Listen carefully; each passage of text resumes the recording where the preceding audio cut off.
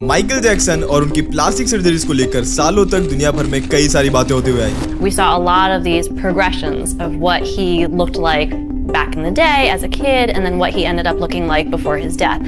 How much plastic surgery have you had? Michael Jackson just didn't know when to stop having plastic surgery. और उनके चेहरे को लेकर इतनी थ्योरीज और र्यूमर्स फैले जिस वजह से सच और अफवाह में डिफरेंस करना ही मुश्किल हो गया। मीडिया में तो माइकल जैक्सन के चेहरे का शायद ही कोई ऐसा पार्ट होगा जिसके बारे में उन्होंने बात नहीं की होगी, लेकिन उनके फेस में इतने सारे चेंजेस आखिर हुए कैसे? आखिर ऐसा तो क्या ही हो गया कि उनको इतनी सारी सर्जरीज करवानी पड़ गई, और इन सब के पीछे असली सच क्या था, इस वीडियो में समझते हैं। माइकल जैक्सन की प्लास्टिक सर्जरी की जर्नी ऑफिशियली 1979 में शुरू हुई थी, जब वो सिर्फ 21 साल के थे। उस एज में जब वो डांस रिहर्सल कर रहे होते तभी उसके दौरान उनकी नाक टूट गई थी, और उस टाइम पर उनको एक इमरजेंसी सर्जरी करवाने की बहुत जरूरत थी। और उस टाइम पर उनका पहला सोलो एडल्ट एल्बम भी रिलीज होने वाला था जिसका नाम था ऑफ द वॉल। और उसी के साथ साथ माइकल जैक्सन ने ये सोचा था कि वो अपनी पहली राइनोप्लास्टी भी करवाएंगे। अगर तुम्हें नहीं पता तो मैं बता दूं कि राइनोप्लास्टी एक ऐसी सर्जरी होती है जिसमें तुम्हारी नाक की शेप को और नाक के साइज को चेंज किया जाता है। इस सर्जरी के लिए माइकल जैक्सन ने बेवर्ली हिल्स के famous plastic surgeon Steven Hawking को चूज किया था। स्टीवन हॉकिंस नहीं भाई, स्टीवन हॉकिंस। उन्होंने सर्जरी करने का भी इसलिए डिसाइड किया था क्योंकि सर्जरी से पहले माइकल जैक्सन की नाक काफी मोटी और चौड़ी थी, और जो नाक के आगे की टिप होती है वो भी बहुत ज्यादा शार्प थी। यहाँ तक कि बचपन से ही माइकल जैक्सन को अपनी नाक को लेकर बहुत ज्यादा इनसिक्योरिटी थी, क्योंकि उनके फादर और कई सारे लोग अक्सर उनकी इस चीज को लेकर उन्हें क्रिटिसाइज करते थे और उनका मजाक बनाते थे। लेकिन सर्जरी के बाद उनकी नाक पतली और ज्यादा शार्प लगने लगी, और उस टाइम पर भी उनकी नाक का शेप एकदम नॉर्मल ही था। लेकिन उस टाइम पर माइकल जैक्सन उनकी सर्जरी को लेकर बिल्कुल भी कुछ नहीं था। उन्होंने उस टाइम पर ये कंप्लेन की कि सर्जरी के बाद उन्हें सांस लेने में दिक्कत आ रही है, और यहाँ तक कि ये चीज उनके सिंगिंग में उन्हें बहुत ज्यादा अफेक्ट कर रही है। और इसी वजह से 1981 में ऑफ द वॉल और थ्रिलर एल्बम के बीच में उनको एक ब्रेक मिला था, जिसमें वो वापस से स्टीवन हॉकिंस के पास गए दूसरी राइनोप्लास्टी के लिए। डॉक्टर्स के अकॉर्डिंग उन्होंने ये बोला था कि नाक को एक सर्जरी के अंदर ही बहुत ज्यादा चेंज करना बहुत ही रिस्की हो सकता है, और इसीलिए कभी कभी सर्जरी 2 पार्ट्स में करनी पड़ती है, और इसीलिए माइकल जैक्सन को भी 2 पार्ट्स में सर्जरी करवानी पड़ी। लेकिन इस दूसरी सर्जरी के अंदर माइकल जैक्सन की नाक को और भी ज्यादा पतला और छोटा बना दिया गया। स्पेशली जो नाक के नॉस्ट्रिल्स होते हैं उसको तो और भी ज्यादा छोटा कर दिया गया। इस बार इन्होंने सर्जरी के अंदर कोई नाक का शेप नहीं बदला था, बल्कि उनकी नाक और भी ज्यादा पतली और शार्प हो गई थी। लेकिन हमेशा से प्रॉब्लम यही थी कि माइकल जैक्सन हर सर्जरी के बाद एक परफेक्ट लुक चाहते थे। And he is constantly remodifying something or changing it or reconstructing it or working on some imperfection that he thinks needs to be worked on. If he sees something he doesn't like, he changes it. Period. He re-sculpted himself. उस time पर उनकी एक album भी आई थी जिसका नाम था thriller, जो दुनिया भर में बहुत ज्यादा फेमस हो रही थी, और उस टाइम पर माइकल जैक्सन भी अपने पीक पर जा चुके थे। लेकिन ये बात तो तुम्हें पता ही होगी जो कि हर एक सेलिब्रिटी के साथ होती है, उनके अपीयरेंस को लेकर, कैसे वो दिखते हैं, कैसे वो रहते हैं, इस बात को लेकर उनके ऊपर प्रेशर और भी ज्यादा बढ़ता जा रहा था। और इसी बीच में 1983 में माइकल जैक्सन ने अपनी तीसरी नाक की सर्जरी करवाई। उसके बाद उनकी नाक और भी ज्यादा पतली हो गई और साइड से वो और भी ज्यादा ऊपर उठी हुई नजर आने लगी। और यहाँ पर तुम्हें एक और चीज बता दूं कि माइकल जैक्सन ने हर सर्जरी को अपने मन से नहीं करवाया था। कुछ सर्जरीज ऐसी भी थी जिसको वो करवाने में मजबूर हो गए। जैसे 27 जनवरी 1984 को माइकल जैक्सन को पेप्सी का एक एड शूट करना था, लेकिन उसी के दौरान उनका एक डेंजरस एक्सीडेंट हुआ जहाँ पर स्टेज पर कुछ फायरवर्क्स को लगाया गया था, और प्लान सिंपल से था कि माइकल जैक्सन जैसे एंट्री लेंगे तो फायरवर्क्स जलेंगे। लेकिन वो फायरवर्क माइकल जैक्सन के आगे जल गया और उसकी चिंगारी उनके बालों पर आ गई, जिस वजह से माइकल जैक्सन के बालों में आग लग गई। यहाँ तक कि उनके सर की स्किन भी बहुत बुरी तरीके से जल गई थी, और उस टाइम पर उनके काफी बाल भी चले गए। इसके बाद माइकल जैक्सन को कई सारी पेनफुल सर्जरीज करवानी पड़ी ताकि वो उनकी जो स्किन है वो उसको सही कर सके, और जो उनके सर के ऊपर गंजा बना गया था उसको भी वो छुपा सके।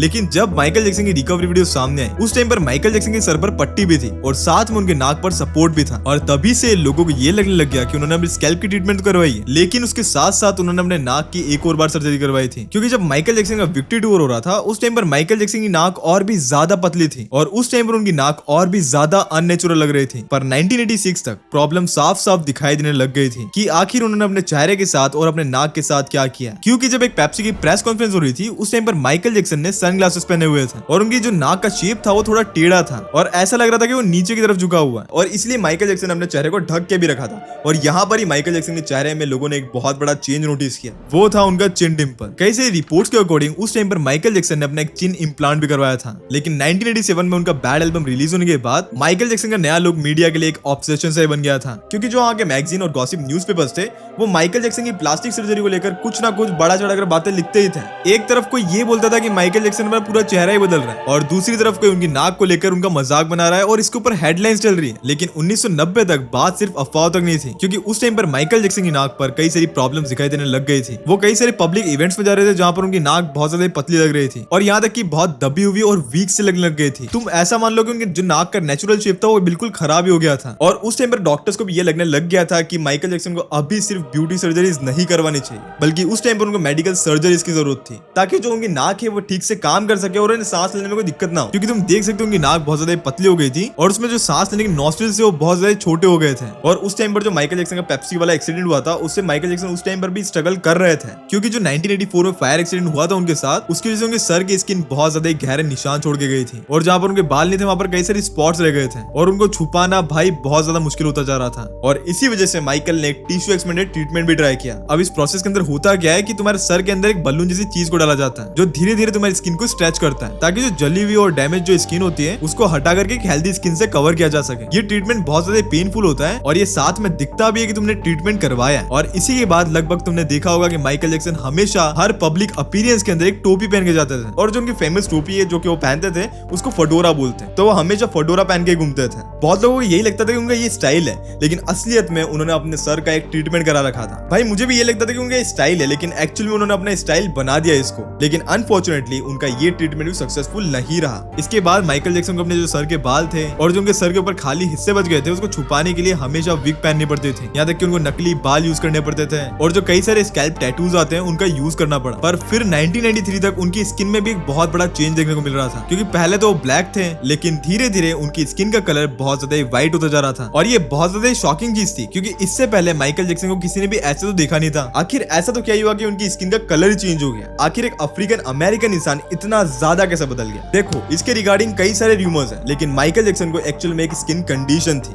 जिसे विटलिगो बोलते हैं, और ये शायद से तुम्हें भी पता होगा। इस कंडीशन में बॉडी के जो अलग अलग पार्ट्स होते हैं उसकी स्किन का अपना नेचुरल कलर ऑटोमेटिकली जाने लगता है और उसके ऊपर धीरे धीरे व्हाइट पैचेस आ जाते हैं। और उनकी कई सारी फोटोज भी बाहर आई जहाँ पर ये विजिबल था कि उनकी स्किन का कलर जा रहा है। यहाँ तक कि माइकल ने अपने खुद ओपरा के इंटरव्यू में बोला था कि उनको विटलिगो है और इसी वजह से उनकी स्किन का कलर बहुत ज्यादा अजीब लग रहा है। I have a skin disorder that destroys the pigmentation of the skin. Is something that I cannot help. लेकिन कई सारी रिपोर्ट्स के अकॉर्डिंग उस टाइम पर उन्होंने मेकअप और स्किन ट्रीटमेंट्स का यूज करना स्टार्ट कर दिया था ताकि कैमरा पर उनकी स्किन एक जैसी लगे। God, no. You did not purposely? We're trying to control it, and using makeup evens it out because it makes blotches on the skin, and I have to even out my skin. लेकिन Michael Jackson को सिर्फ एक disease नहीं थी, उनको एक और disease थी जिसका नाम था लूपस। ये एक ऑटो इम्यून डिजीज होती है जिसमें बॉडी का इम्यून सिस्टम खुद बॉडी को अफेक्ट करने लगता है और इसकी वजह से स्किन प्रॉब्लम्स होती है, तुम्हारी बॉडी में दर्द होने लगता है, तुम्हें वीकनेस होने लगती है, यहाँ तक कि स्वेलिंग होने लगती है और यहाँ तक कि तुम्हारी जो स्किन होती है वो धूप के अंदर बहुत ज्यादा सेंसिटिव हो जाती है और इतने सारे इश्यूज उनको होने लग गए थे। माइकल जैक्सन की स्किन उस टाइम पर सनलाइट के लिए बहुत ज्यादा सेंसिटिव हो गई थी और इसलिए वो धूप में छाते का यूज करने लग गए। उन्होंने टोपी पहनना तो कंपलसरी कर लिया और यहाँ तक कि वो कई सारा हैवी मेकअप यूज करते थे। डॉक्टर्स को उस टाइम पर यही कहना था कि विटलिगो और लूपस दोनों ने मिलकर माइकल जैक्सन की स्किन को बहुत ज्यादा अफेक्ट किया और यही वो टाइम था जब माइकल जैक्सन अपने लुक्स को लेकर बहुत ज्यादा इनसिक्योर होने लग गए थे और उसके बाद ही उन्होंने मल्टीपल प्लास्टिक सर्जरीज करवाई और कई सारी स्किन ट्रीटमेंट्स भी करवाना शुरू कर दिए थे। माइकल जैक्सन यही चाहते थे कि वो अपने लुक्स को थोड़ा इंप्रूव कर सके ताकि एटलीस्ट वो बेटर दिखाई दे। उनके पास जो फेम था, मीडिया प्रेशर था, इनसिक्योरिटीज और हेल्थ इश्यूज ने, ये सब ने उन्हें मजबूर कर दिया कि वो अपने अपीयरेंस को चेंज करें। लेकिन उस टाइम पर इंटरनेट नहीं था तो फिर भाई इन्फॉर्मेशन कैसे जाती किसी को? तो इसीलिए कई सारे लोगों ने अपने मन से एजम्पशंस बनाना स्टार्ट कर दिए कि माइकल जैक्सन अपनी स्किन का कलर चेंज कर रहे हैं ताकि वो गोरो लोगों में आ सके। 2001 तक यानी कि इनविंसिबल एरा में माइकल की नाक की कंडीशन फिर से बहुत ज्यादा सीरियस हो गई थी। डॉक्टर्स के अकॉर्डिंग उनकी नाक इतनी ज्यादा डैमेज हो चुकी थी कि उनको प्रॉपर्ली सांस लेने में भी दिक्कत आ रही थी। यहाँ तक कि जो माइकल जैक्सन की मेकअप आर्टिस्ट थी जिसका नाम था कैरन फेई, जो उनके लिए बहुत टाइम से काम कर रही थी, उनके अकॉर्डिंग भी जब you rock my world music video shoot हो रहा था उस टाइम पर माइकल को डॉक्टर्स ने एक नकली नाक लगाने का सजेशन दिया था ताकि कैमरा पर उनकी नाक एकदम नॉर्मल दिखे। लेकिन उस टाइम पर ये बात सुनकर माइकल जैक्सन बहुत ज्यादा टूट गए थे क्योंकि सालों के क्रिटिसिज्म ने और उनकी इनसिक्योरिटीज ने उन्हें अंदर से बहुत ज्यादा अफेक्ट कर दिया था और एक तरीके से उन्हें अंदर से बिल्कुल तोड़ दिया था। लेकिन फिर बाद में यह भी लगता है कि माइकल जैक्सन ने अपनी नाक को ठीक करवाने के लिए एक और सर्जरी करवाई थी, क्योंकि 2002 में कोर्ट में उनकी नाक पर एक सर्जरी वाली टेप दिख गई थी। उस टाइम पर मीडिया माइकल जैक्सन की एकदम पीछे ही पड़ गई थी। उन्होंने हेडलाइंस बनाना शुरू कर दिया कि उनकी नाक पर जो उन्होंने टेप लगाई है वो उनकी नाक को संभाल कर रख रही है, लेकिन असलियत में टेप इसलिए लगाई गई थी ताकि वो अपने नाक की सूजन को कम कर सके, क्योंकि उस टाइम पर उनकी सर्जरी हुई थी। लेकिन इस सर्जरी के बाद माइकल की नाक पहले से बहुत ज्यादा स्टेबल और बहुत ज्यादा नॉर्मल नजर आने लग गई थी। लेकिन 2000 के टाइम पर माइकल जैक्सन एंटी एजिंग वाले ट्रीटमेंट भी रेगुलरली कराने लगे थे, जैसे कि बोटॉक्स, फिलर्स और पिंपल्स के निशान जो होते हैं उसको हटाने वाले ट्रीटमेंट्स। यहाँ तक कि रिपोर्ट्स के अकॉर्डिंग अकॉर्डिंग 2003 में उन्होंने फेस लिफ्ट भी करवाया था, फिर chins implant, jaw line reshaping, lip surgery, fillers और बहुत सारी सर्जरीज करवाई उन्होंने। लेकिन जब उस टाइम पर उनकी फोटोज पब्लिक हुई, मीडिया ने एक बार फिर से उनका मजाक बना दिया। उनको वो ये बोलने लग गए कि प्लास्टिक सर्जरी डिजास्टर, और इस बात को उन्होंने पूरी दुनिया भर में स्प्रेड कर दिया। जो माइकल जैक्सन के डॉक्टर्स थे उनका भी यही कहना था कि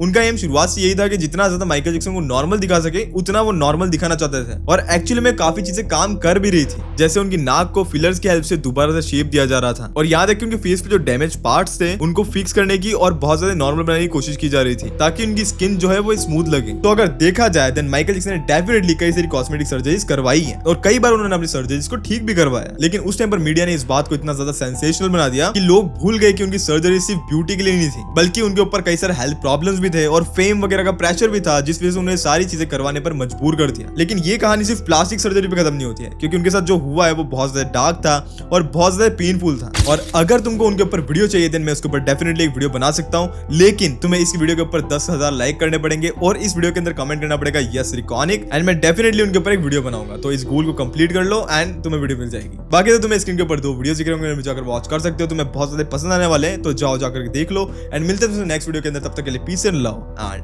बाय बाय।